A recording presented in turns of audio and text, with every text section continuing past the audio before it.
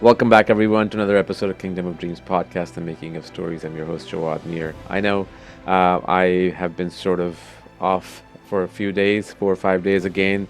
I promise you this is not going to happen again. Just been really busy with a project that I'm working on and then my next film, which I'll talk to you about in the next coming week.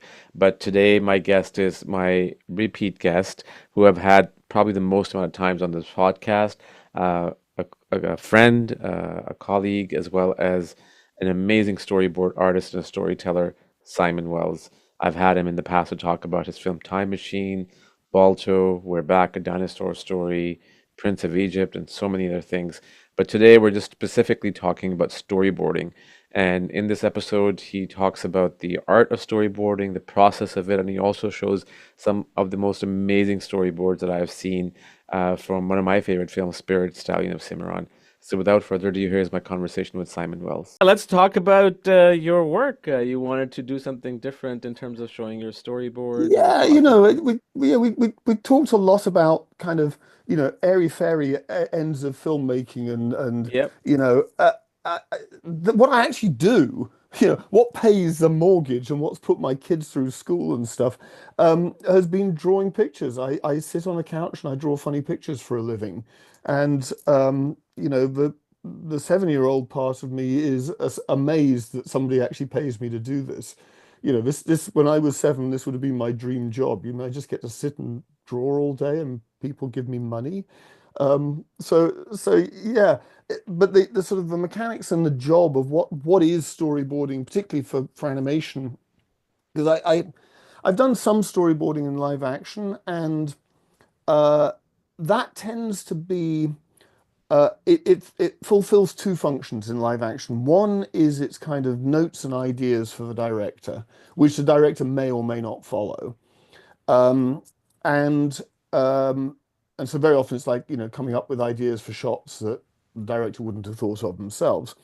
Or it's there for kind of budgetary purposes for doing visual effects work. 'Cause a lot of the big visual effects movies, you have to get some sort of estimate of what is involved in the shot, and so you storyboard it out, and it's like, oh, okay, we've got a big, huge gorilla, and we've got some aeroplanes, and some explosions, and okay, that's going to be $750,000 right there, you know. So I have friends who work in the live action storyboard world, which has been miserable over the last couple of years, by the way. That the lack of stuff getting greenlit has been painful. But anyway, so kind of what storyboard is for live action is um, it tends to be kind of here. Firstly, here is the script. Please illustrate the script. Sometimes you're in a position where they want additional visual gags and things like that. Um, but more often than not, it's like, well, here's the broad outline. Do this. Um, in animation, you are much more involved in the ongoing writing process. Now, that has kind of two sides to it. One is it's great because you can actually get stuff that you came up with in the movie. And there are sometimes I've done sequences where there has the brief has been like, 5 lines long, and we haven't got any script here at all. Just go for it. For instance, I did a couple of sequences in Spirit Stallion of the Cimarron that were like that. Both the hauling the train across the mountain and also the forest fire that follows it. There was no script. There was literally just, and also I did the forest fire before I did the train sequence, so I ended up having to. The forest fire had originally followed a different sequence, so there were a number of things I had to end up with. The train sequence was not only can you somehow get Spirit to escape from the chain gang that's hauling this train over the Sierras, also release all the other horses, and also Spirit has to realize what the train is going to mean to his herd in the future. And also, can he get a chain wrapped around his neck because he's got a chain around his neck in the forest fire, and we've already animated that. So it was a completely kind of open. make this up. You can actually, if you're interested, you can actually see that sequence. The storyboards are on the DVD of Spirit. Yep. They actually did it as an extra. They cut it side by side with the final film Yep. as one of the extras, which is kind of fun. It's the only time I know of that's happened. At least that's only happened to me. Um, and even recently, on Crude, well, relatively recently, on the first Crude's film, um, Chris and Kirk were writing the film, and we were kind of storyboarding stuff as they were writing. And they got to the third act and said, "Well, we have this whole sort of big important moment when Grug, the father of the family, saves his entire family by flinging them across this bottomless gorge." Um, and there's volcanoes going off and stuff. But obviously we don't want Grug to die. He's got to have done this selfless act without thinking about his own life. But I don't know, maybe he should climb down the gorge and climb up the other side. And I said, yeah, but then it wasn't a bottomless gorge, was it? And they said, well, no, you're right. Got any ideas? It really was literally that open. Um, and so the whole thing of Grug building this flying machine uh, actually was me going back through the movie, trying to find things in the movie that I could, in any way at all, put together to help Grug get across the chasm. It went through many iterations, and Chris in particular is a genius at coming up with additional kind of gags and ideas. But yeah, that fundamental "let's make a flying machine" um, was like the only way I could think of solving it, and it came out of a completely open brief of like, have some ideas, please. So you get that kind of thing, which is very rewarding. But you also, the downside of that is that sometimes you try out an idea or a whole sequence or a whole bunch of scenes, and then when it's put together and they put the whole movie together, they look at it and they go, yeah, no, not really the right thing. So again, on working with Chris and Kirk on Crudes 2 before they were moved off Crudes 2 and Joel and Daniel took it over, um, I did three completely different huge action sequences that were the sort of the big action climax of the movie. Um, and each one of them lasted one screening, and afterwards they came up with another idea, and so it's like, well, there's 800 to 1,000 panels that we're just throwing in the round file and moving on. So on the one hand, it's very rewarding in animation because you're involved in the creation of the movie, and although your voice is relatively small, you're a part of it, and you're part of seeing the development of how the story gets there. Um, the downside is that you have to have, a hide like leather because your stuff is going to get thrown out. Even the most experienced storyboard artist, I don't know, 90% of what you do gets thrown away or gets reworked and reworked and reworked. And that's probably the most painful part of the whole animation storyboard thing is that you may be doing the same sequence over and over and over again for a very long time. Brenda Chapman, for instance, just before she came and joined us at DreamWorks to do Prince of Egypt, she did the topsy-turvy sequence in Hunchback of Notre Mm. Dame over and over for a year. Imagine having to listen to because the song didn't change. Wow. What happened in the sequence changed over and over, but the song was so imagine spending an entire year having to listen to that song. I That mean, that is I found crazy. it annoyingly repetitive even once during the movie. So what it did to Brenda's brain, I have no idea. And another example, I worked on Sinbad, the animated Sinbad that Yeah. DreamWorks did, and Tim I directed was it. yeah Tim yeah and I was doing a sequence for the sea monster attack. Mm. Um, uh, And then the movie Time Machine came up, so I went sayonara. I'm off to direct a movie, and I finished shooting Time Machine, and then I was in editorial, working with Wayne Warman, my editor, on putting the movie together. And at this point, running a bit short of money because, contrary to popular belief, you do not get paid a huge amount of money to direct movies, certainly not when it's your first time out. So I contacted DreamWorks and said, "Hey, have you got any storyboard work I could do while I'm, because I'm not full time in edit?" And turned out, yes, they had. They had the sea monster attack sequence from Sinbad needed doing. It was a full year from when I had left it to when I came back and did it again. Wow. Oh, wow. Yeah. That is So yeah, insane. that can happen. I mean, fortunately, I was not working on it for a year in between, but and on what was it? Um, Time Flushed machine? Away. Flushed Flushed away. Away. There was an opening sequence that was, Roddy the rat on his own in his posh apartment in Kensington, um, and it was sort of establishing Roddy's kind of lonely life, luxurious but lonely life, and it went through a whole bunch of different versions where he had a couple of hamster butlers, and then there was going to be a cocktail party with lots of other rats, and the idea was that then when they came back, having been down in the sewer, there'd be another cocktail party that despised him for now being all kind of ghastly. Um, so it went through a lot of different iterations, and I did most of them, and a lot of gags of preparing food for the cocktail party, and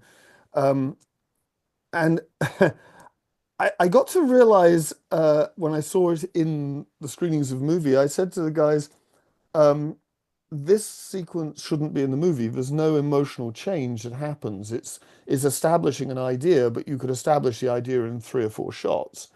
Um, so I recommend cutting sequence 100 out of the movie." And they go, "Yes, I see." And then it will come to launching artists back into doing stuff on the movie, and they'd launch me back onto sequence 100 again.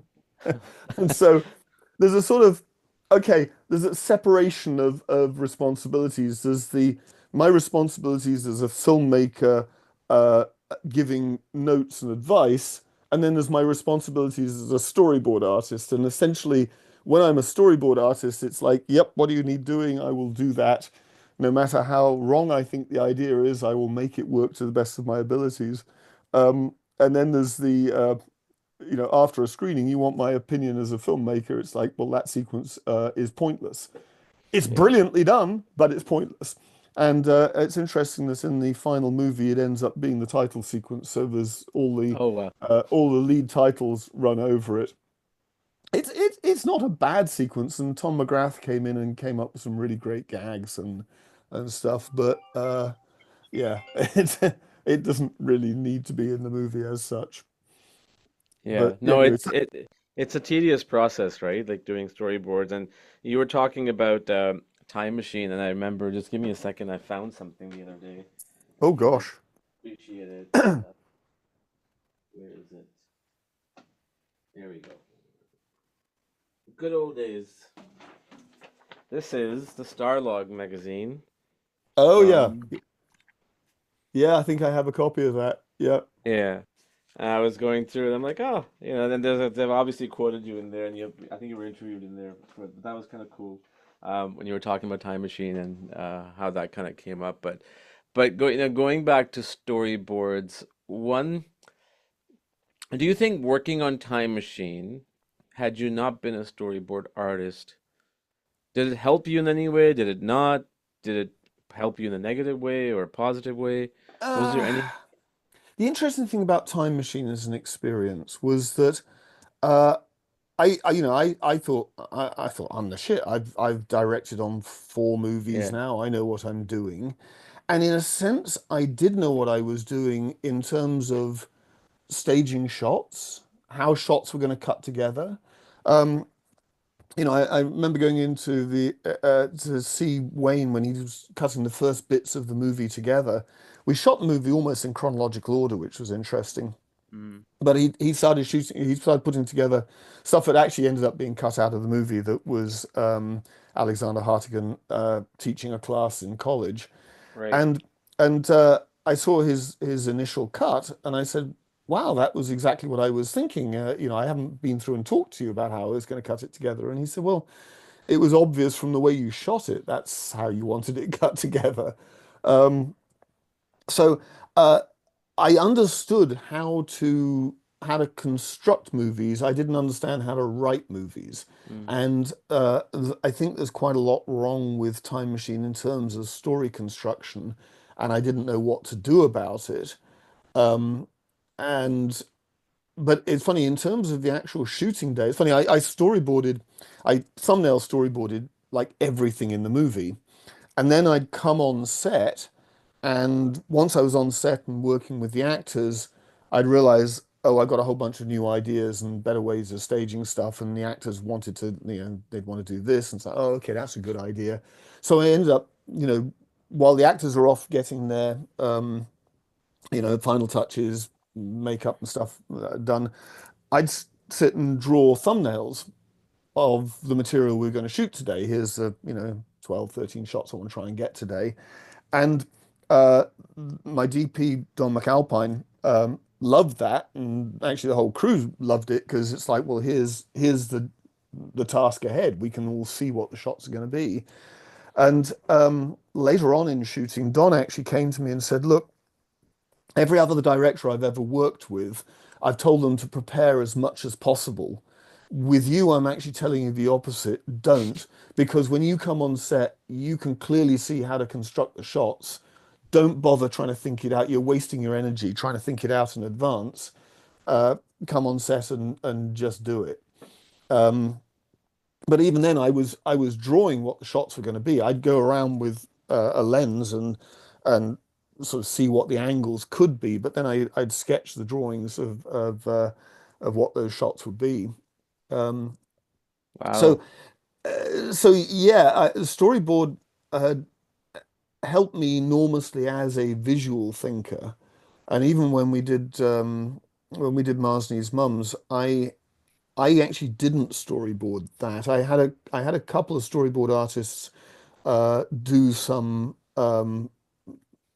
stuff that was useful, mostly in terms of working out what stunts we were going to have to rig. Um, and I was aware when I was kind of writing and planning the scenes of how I was going to shoot it in terms of what's the screen direction and what kind of shots we're going to create. Um, so like the design of the sets was very much with all of that in mind, but I didn't actually go through and do a shot breakdown as such. Mm, It's interesting. My process over the years has changed a great deal. When I started off, I was thumbnailing, doing little tiny drawings in the corners of stuff. So, for instance, I've got the over books I did on Balto. I have extensive pages and pages of thumbnails. A friend of mine at work, Genevieve, just borrowed them, and actually, she digitized the whole lot. So I now have the whole thing on. Actually, I wonder if I got it easily to hand here. well, that would Um, be amazing. I'd love to see those. let's see if I can find it. Is it still in? No documents. Is it in Balto there? Balto thumbnails. Yeah, here we go. Uh, Let me try to yeah. share. Okay, so I can share screen. Let me just wait a minute. Here we go. Share. Okay. Share. There's desktop. There's Windows. Oh wait a minute. I better open it up first and then. Oh wait a minute. I'll just share screen. Desktop one. Yeah, share that. Sorry, technology. It's okay. Uh, okay, allow. Yeah, so this was ideas of, Grandma Rosie and the kid and the dog in the park. and some of Wow. them, more sketched out, and I some of them, go back. I love that park one, the one that you did. oh yeah, that That that has was sort of, so much depth to it. That's amazing, man. and This anyway, is so way then back in the 90s. yeah, so and yeah, so and then we actually went and sort of checked out what the location was and figured out kind of what the camera angles were going to be. Uh, is okay.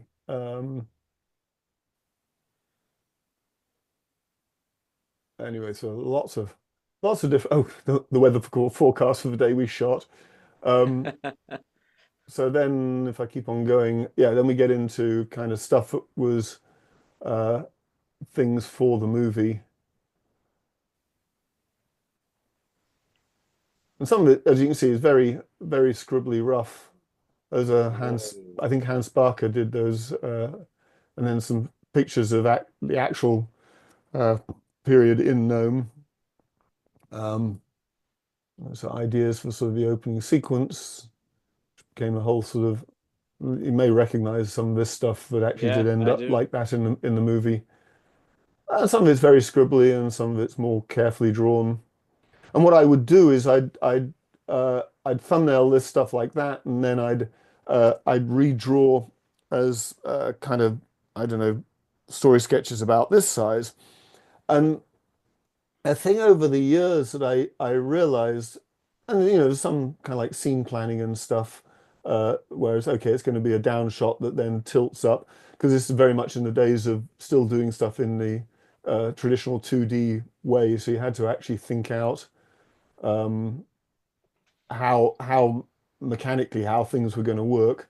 And I also come from knowing a certain amount about layout, so I would uh, I could actually do layout planning as well. So here's I think this is I'm just trying There to see. should Yeah, I think there's a button on the top yeah, that I know rotates it. it can turn. Oh, here we go. Yeah, Uh, it's going. I knew there was a larger one coming up, but let me. Oh, actually, no. I'd have to open it sure, no in problem. Finder to spin it around. Was it? There's an icon at on the top. If you go Yeah, besides the it's marker, go right, yeah, right there. right Yeah, there. there Yeah. you go. Yeah. Wow. So yeah, as you can see, I stick this is early cut and paste. I'm literally sticking things together um, with sticky tape. And You know what you should do, Simon? There's oh yeah, apps so up there. there is actually yeah, the whole thing actually joins together. It's a crazy long. Good I'm sorry, what Lord. are you gonna say? I was gonna say there are these apps now that actually takes a photograph of whatever you were taking the photograph of, like a document or a photo, and it Hmm. converts into like a proper, like a scanned image. So it's not like an actual, it's so that way you have everything stored for yourself, digitized, not as a photograph, but an actual, it would look like an actual storyboard that was scanned Ah. into a computer. Just a thought. Yeah, I don't know if I can be bothered. It's a lot. I mean, I was amazed that Genevieve took the time to do all of this. Bless her, she's a big fan of the original film. By the way, very good storyboard artist herself, and just won an Annie for character design on Wild Robot. So I feel very privileged that I have fans like that. But yeah, No, here's a whole long. I can't remember how much of this actually ended up in the movie, but traveling across and through. Um, good Lord, yeah, so man. anyway, yeah, yeah, there's so much of this stuff. I'm not gonna bore you. Just like it goes on and on. And so yeah, I went through and planned everything out. And what I realized, hang on, how do I stop sharing?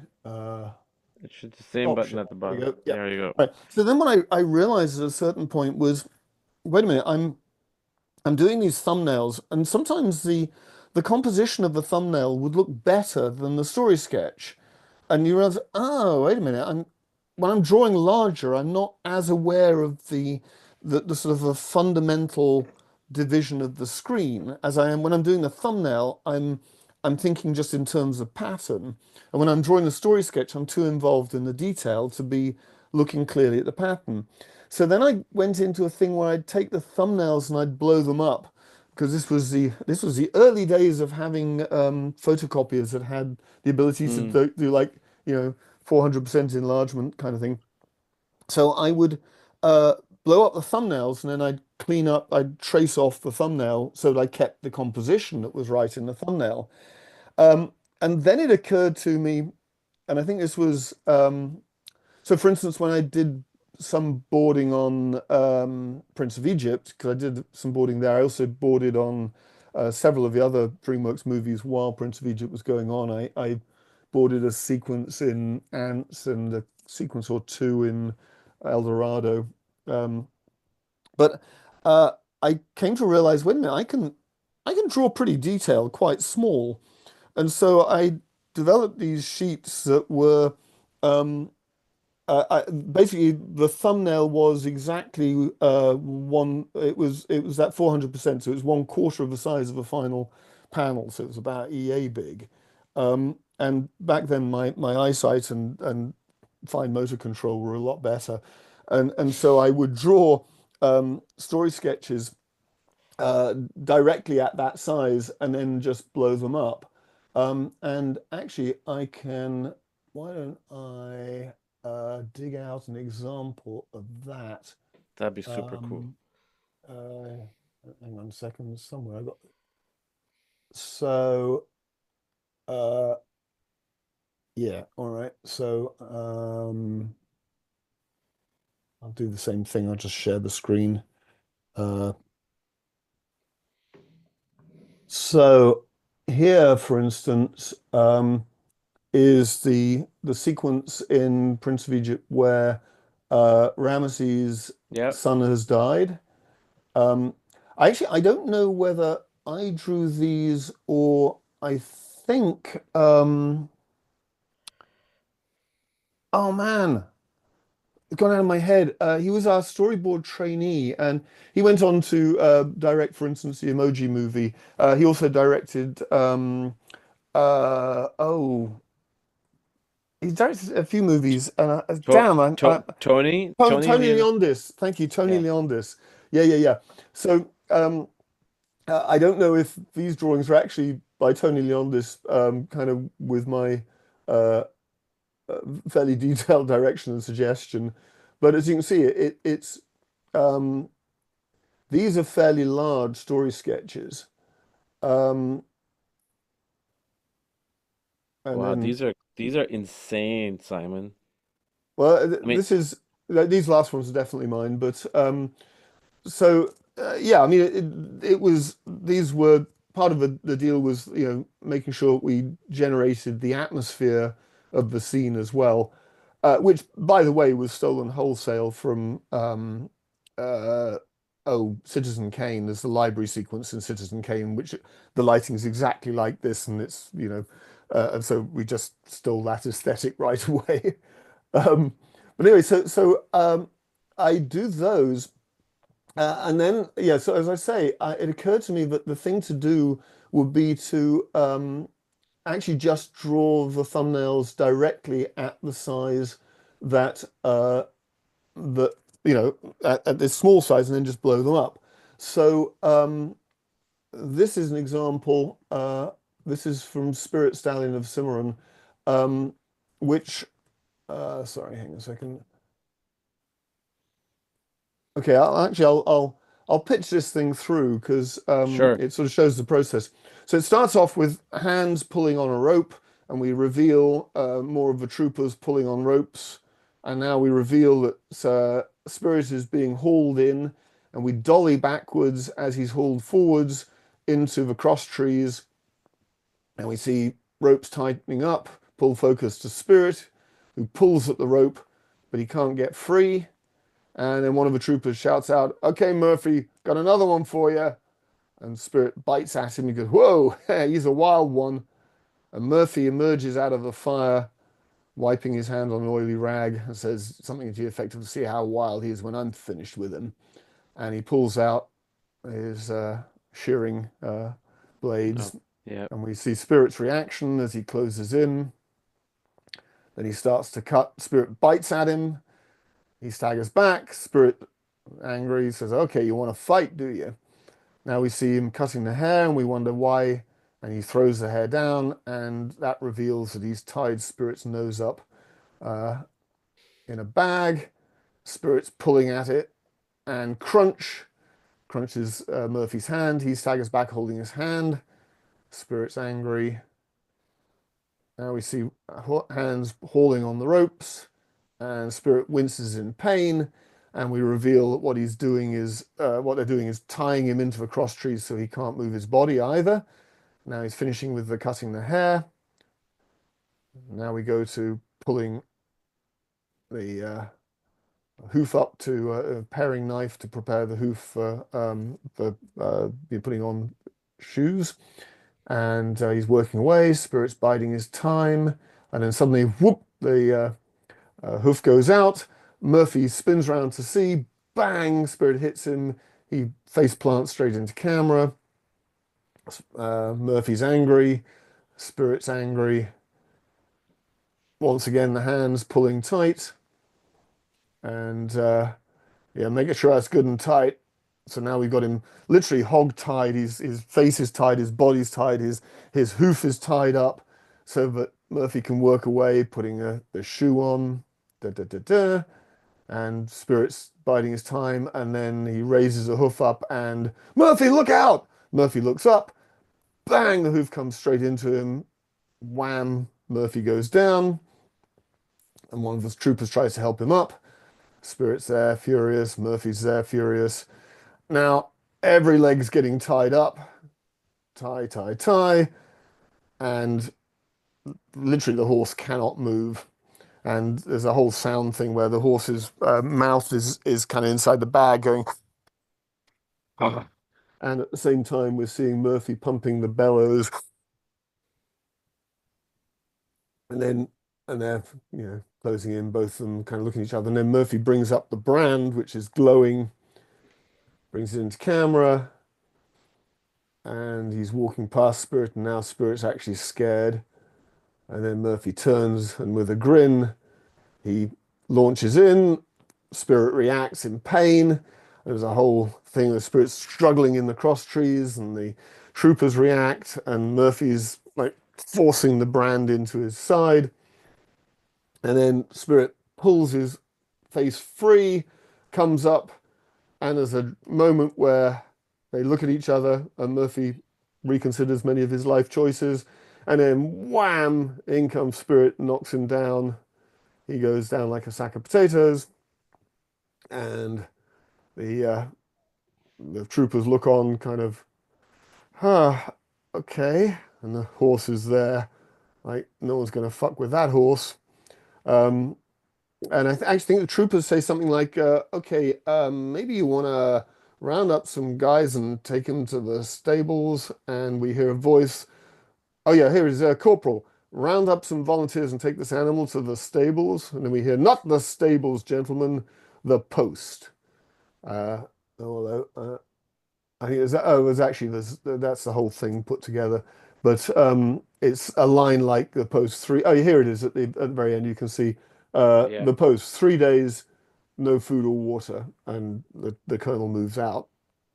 So um, a reason I sort of keep this as an example, partly it's because like this is all drawn at about 2.5 inches across.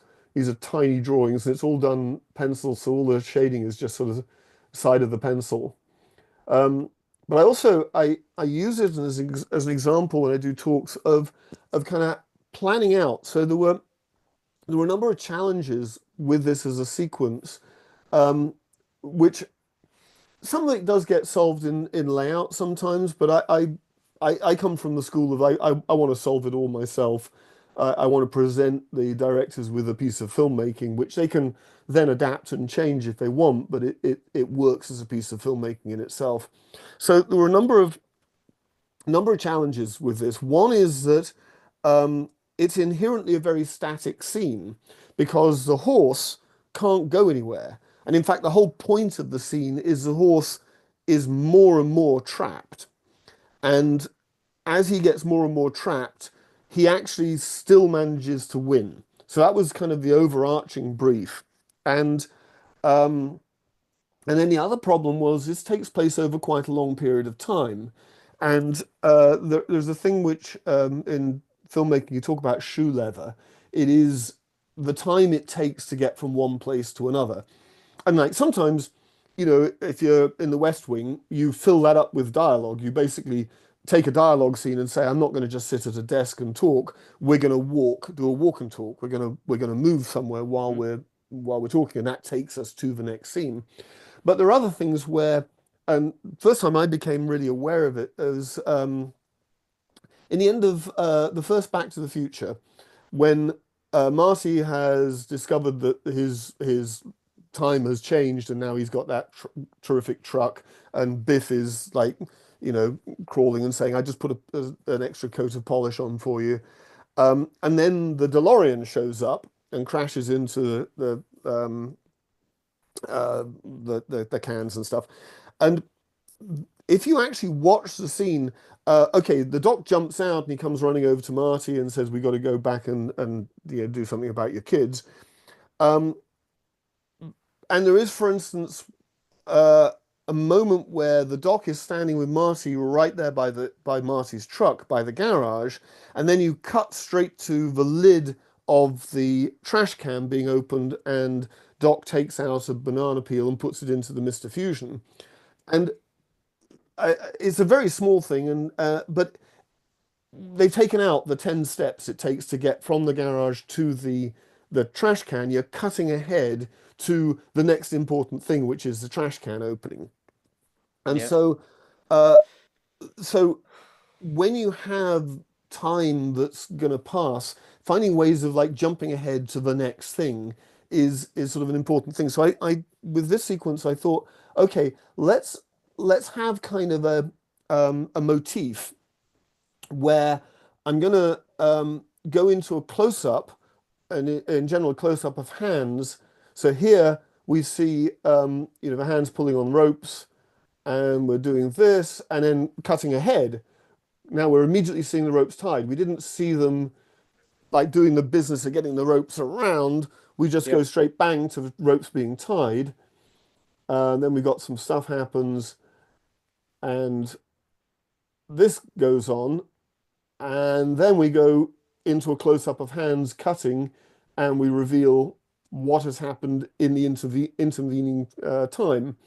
Um, then there's another violent moment, and then we see hands pulling on ropes again, and reveal. So each time there's kind of a close-up and a mystery, which is solved a couple of shots later when you reveal what the answer is.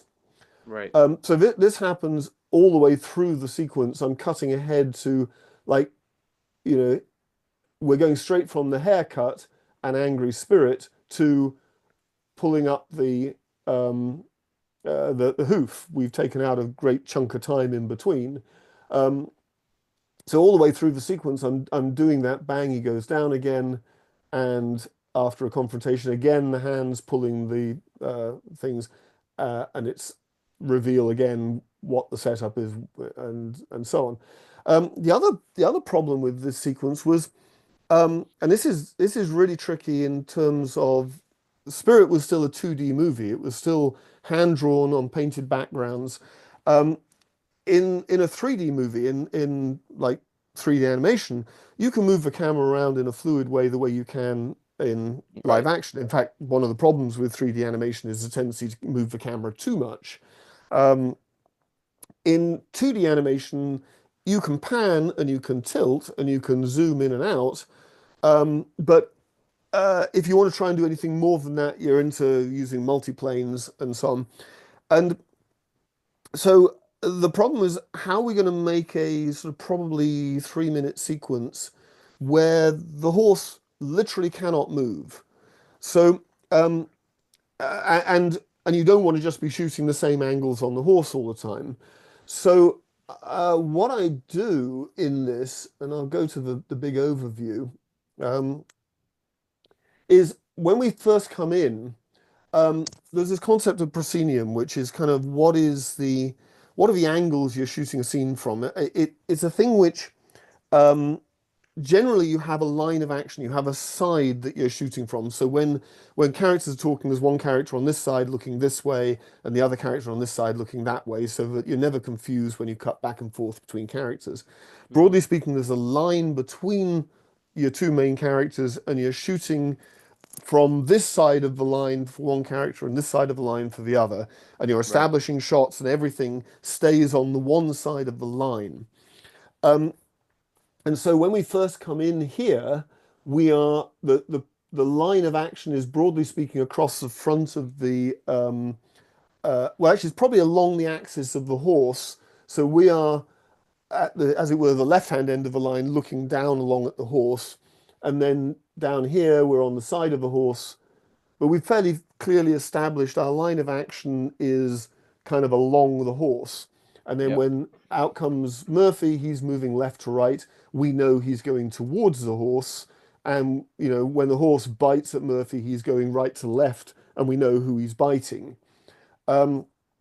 So as that progresses, though, I wanted to move around.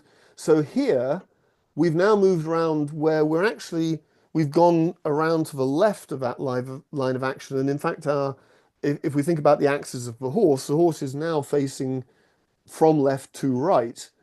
The horse's head is at the right-hand end of things. And we've moved around onto this side of the horse, which I've done through a bunch of neutral shots along the way. Of course, it's also, we know the horse is in one place, so it's not really confusing. But I've now established, and all the shots now operate from this angle looking along the side of the horse, and even round to sort of behind the horse's haunches, which helps make the scene less static because we've moved around the animal rather than staying always in the same. I could have staged these shots from the same side of the horse, so that Hmm. everything was with the horse facing from right to, well, the horse body being right to left. But it makes for more interesting variety to have found ways of moving the horse around. Hmm. And ultimately, yeah, Murphy, he goes down, bang, left to right, and that takes us to the Colonel. Um, so that was a sort of an active thing. There's by the way, a small point that somebody came up with. I pitched it recently for some event, and in the questions and answers afterwards, there was a storyboard artist who said, "Yeah, I really like the way you ended up with the open hand at the end because you'd had this like these gripping hands, these hands doing things and wielding knives and cutting things and pulling on ropes, and then at the end the hand falls impotent and open at the end." And I thought, that's really smart. I wish I actually thought of that. It was entirely kind of like, oh, I just thought, boom, the hand falls down at the end, it's going to look cool. I hadn't thought in terms of, yeah, that would be a really clever symbol. Um, Yeah. so anyway, that's a sort of, larger compositional tool that goes on through this. And then there's also there's a thing that I do. I'm a big believer in kind of leading the eye around the frame so that you are already looking in the right place when you cut from one Yeah. shot to another. Um, so an example of that is right when Murphy comes out with the blade, he comes out with his shearing knives, and it takes us straight to the horse's Mm. eyes. It's in the same part of the screen, and indeed, I'm deliberately angling the blades towards the horse's eyes to make it more threatening. So you know, and also, even though I'm pulling back, I'm keeping the horse in the same place in frame. Um, and indeed, where the bite happens and where specifically where Murphy is dropping the blade occurs in the same place in frame, so that your eyes are right there at the impact point, and when the cut happens, your eyes are still looking on the very next frame, your eyes are still looking in the same place, so you catch that small detail of the blades being dropped. Um, it's a thing Yeah. which I remember. Oh God, a really smart layout artist, Armin Melkonian, did a beautiful breakdown of the chase sequence in Terminator 2, the chase that takes place in the LA River, the Mm. big concrete drain that we call The the LA truck. River, Yep. the Yep. truck chasing after the kid on the motorbike. And Armin went through and he printed the first and last frame of every single shot and then laid them out in a column. And it was amazing because Cameron had cut it together. He shot it, but then cut it together in such a way that he's leading your eye around the screen. And if he's got a shot where something's going to happen, like right up here, I don't know if you can still see me, right up Yeah, here I in the can. corner of I the can. screen, Yeah. he'll make sure that the action in the preceding shot has taken you over to that side, so your eye is already there. One of the interesting things uh, with the advent of 3D, spectrographic, whatever it is, uh, 3D movies, is you have to think not only in terms of where on the screen the eye is, but also actually what the depth, sorry, like that, because where your eye is focused um, is necessary too. You actually have to be thinking in terms of leaving the eye in the right place for where the next shot's coming in 3 dimensions. Because otherwise, it takes the viewer just a micro amount of time, but it's about 5 or 6 frames they lose of the incoming shot, which is, it's quarter of a second or a fifth of a second. They just simply don't see. But if you can have the eye brought to the right place in screen, they will catch the thing in the first couple of frames of the shot, and you can actually then cut your whole thing much tighter, but you won't be confused. Yeah. Um, One of the things that Cameron is incredibly good at doing, I admire Jim Cameron's action sequences because he can make something that cuts very, very fast, but you are never confused about who's where, what's happening. Even though sometimes the shots, if you look at the individual shot, it's just like this is a blur of action. You know it's somebody's arm and you know what they're impacting, and it's very impressive. And there are other directors who they have a jumble of shots, and the shots are all individually terrific, but it's harder to see what's gone on. And you have to kind of wait for the dust to settle, and then you go, oh, okay, that person's on the floor and that person's still standing, and it's much harder to follow, and a lot of that is to do with the shots are individually great, but they haven't been conceived to run one to the next as a sequence, and they haven't been cut together in a way that leads the eye around.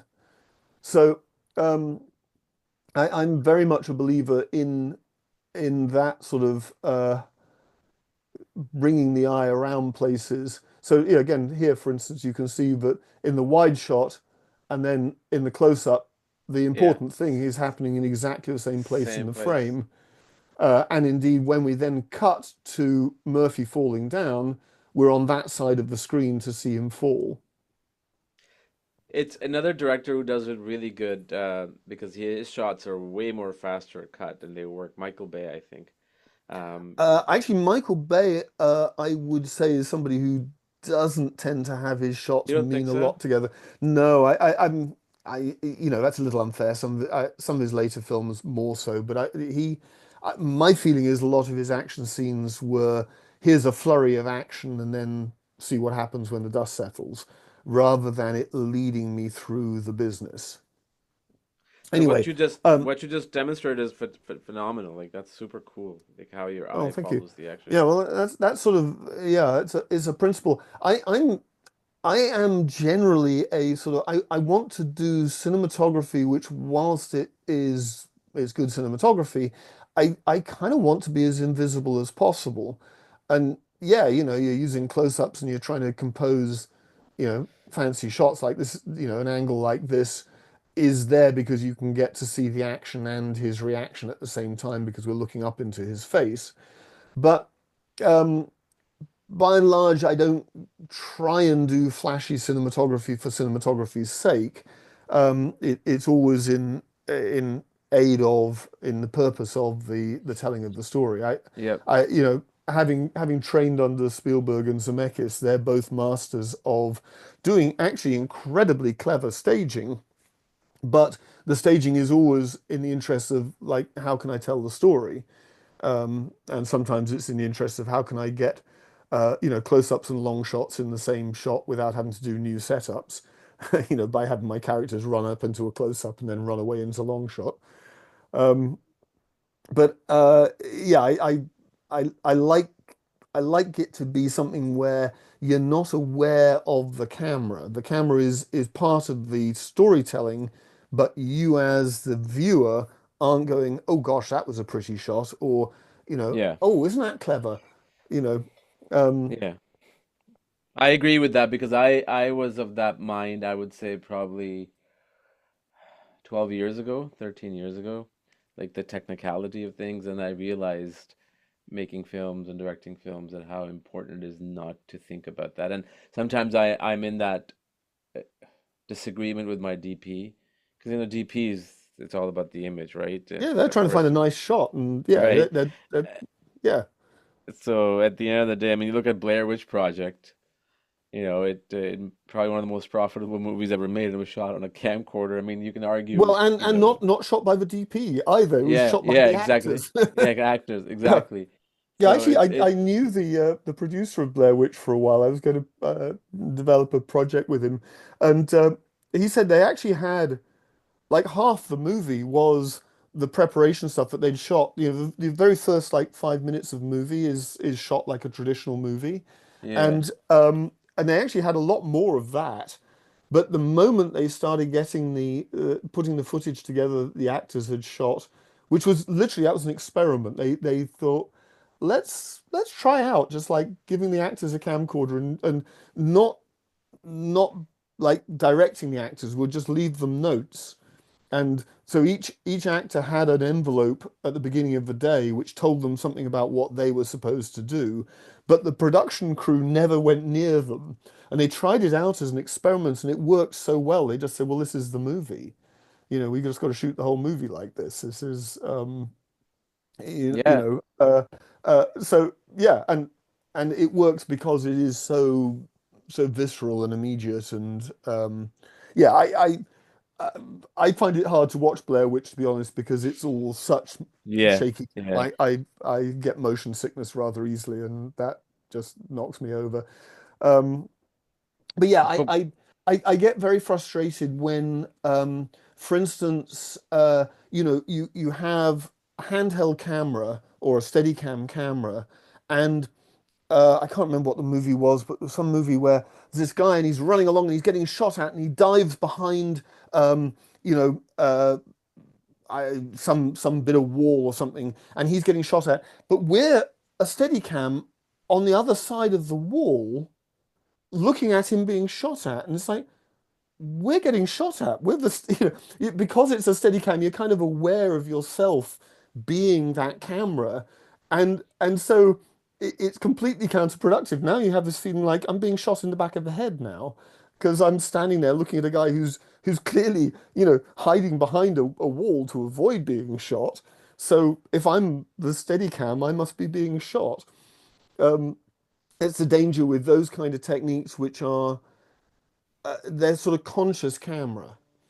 yeah, You know, yeah, and sometimes conscious camera is really good. If we were steady cam behind that guy, diving down behind the wall with him, then weirdly you'd be less knocked out of the movie because you're with him experientially. But if you are using that sort of subjective camera, a camera that implies a person's point of view, now now you're no longer obeying the laws of the reality of the movie. Um, so yeah, it's I by and large I like to not be aware of. I mean, yes, every now and again it's really great to have like a beauty shot, and yeah, it's like, yeah, isn't that pretty? Isn't that great? And and well lit scenes, and getting the right shot and nicely composed shots. Citizen Kane, the whole thing is fantastically well composed shots, but it's not a movie where you're going, "Ooh, look at the camera work." Yeah, no, it's true, and to kind of just wrap things up with Blair Witch, I think one of the things that I learned, not when it came out, when I saw it, I think maybe 10 years after, um, is that how important is sound in film. Oh Visually, yeah, not, audience can forgive bad quality, I mean, but they cannot forgive bad sound, right? Like sound no, is like the epitome of it everything. it's actually very interesting. I keep coming back to Citizen Kane, but I actually saw a reissue of Citizen Kane recently where they'd done a beautiful job of making the images as good as they could be, but man, the sound was horrible. I mean, they'd reworked it for modern cinemas and stuff, but it was squawky and penetrating and at the same time kind of muddy. And yeah, it was really, really hard to watch. And by contrast, one of the things that we do, particularly in animation, is to build animatics of sequences. So the storyboards I just showed would actually be cut together with sound, voices, music. And doing a good sound job, I learned when we were at Amblimation, I'd never pitch a sequence. We would always cut stuff together and then send videos to Spielberg to get his notes. And so we got very adept at building these animatics and spending that extra time getting the sound right. Nick Fletcher used to do an amazing Mm, job considering he was working with like a three-channel mixer on a Steenbeck, and somehow he managed to get these really complex mixes. This was before the advent of right. Avid. The moment Avid came out, we jumped on that because that was fantastic. The quality of what we could make just leapt up enormously the moment we had Avid, because of course you got all the audio channels, and you can mix things and tweak things and set. The early stuff we were poor old Nick was live mixing as he was recording it, bouncing it down onto a channel. Um, but yeah, getting the audio on those animatics was half the battle of selling the thing. Is amazing. You got good audio, you can have pretty crummy drawings.